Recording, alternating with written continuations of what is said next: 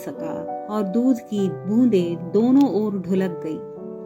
कई घंटे के उपचार के उपरांत उसके मुंह में एक बूंद पानी टपकाया जा सका। तीसरे दिन वह इतना अच्छा और आश्वस्त हो गया कि मेरी उंगली अपने 2 नन्हे पंजों को से पकड़कर नीचे कांच के मोतियों जैसी आंखों से इधर उधर देखने लगा। 3-4 मास में उसके स्निग्ध रोए, झब्बेदार पूंछ और चंचल चमकीली आंखें सबको विस्मित करने लगी। हमने उसकी जातिवाचक संज्ञा को व्यक्तिवाचक का रूप दे दिया और इस प्रकार हम उसे गिल्लू कहकर बुलाने लगे। मैंने फूल रखने की एक हल्की डाली में रुई बिछाकर उसे तार से खिड़की पर लटका दिया। वही 2 वर्ष गिल्लू का घर रहा। वह स्वयं हिलाकर अपने घर में झूलता और अपनी कांच के मनकों सी आंखों से कमरे के भीतर और खिड़की से बाहर न जाने क्या क्या देखता समझता रहता, परंतु उसकी समझदारी और कार्यकलाप पर सबको आश्चर्य होता था। जब मैं लिखने बैठती तब अपनी ओर मेरा ध्यान आकर्षित करने की उसे इतनी तीव्र इच्छा होती थी कि उसने एक अच्छा उपाय खोज निकाला।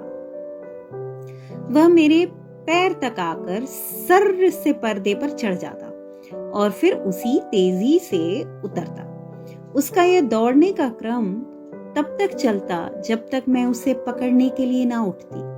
कभी मैं गिल्लू को पकड़कर एक लंबे लिफाफे में इस प्रकार रख देती कि उसके अगले 2 पंजों और सिर के अतिरिक्त सारा लघुगात लिफाफे के भीतर बंद रहता। इस अद्भुत स्थिति में कभी कभी घंटों मेज पर दीवार के सहारे खड़ा रहकर वह अपनी चमकीली आंखों से मेरा कार्यकलाप देखा करता था। भूख लगने पर चिक चिक करके मानो वह मुझे सूचना देता था और काजू या बिस्किट मिल जाने पर उसी स्थिति में लिफाफे से बाहर निकाला था। वह मेरे पास रखी सुराही पर लेट जाता और इस प्रकार समीप भी रहता और ठंडक भी रहती। गिलहरियों के जीवन की अवधि 2 वर्ष से अधिक नहीं होती है, अतः गिल्लू के जीवन यात्रा का अंत आ ही गया।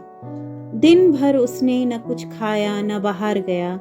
रात में अंत की यातना में भी वह अपने झूले से उतरकर मेरे बिस्तर पर आया और ठंडे पंजों से मेरी वही उंगलियां पकड़कर हाथ से चिपक गया जिसे उसने अपने बचपन की मरणासन स्थिति में पकड़ा था।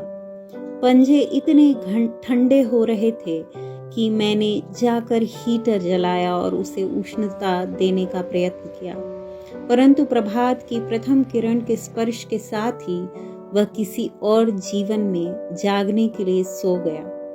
उसका झूला उतार कर रख दिया गया और खिड़की की जाली बंद कर दी गई, परंतु गिलहरियों की नई पीढ़ी जाली के उस पार चिक चिक करती ही रहती है और सोनजूही पर बसंत आता ही रहता है। सोनजूही की लता के नीचे गिल्लू की समाधि दी गई है, इसलिए भी कि उसे वह लता सबसे अधिक प्रिय थी, इसलिए भी कि उस लघुगात का किसी वासंती दिन जूही के पीताभ छोटे फूल में खिल जाने का विश्वास मुझे संतोष देता है।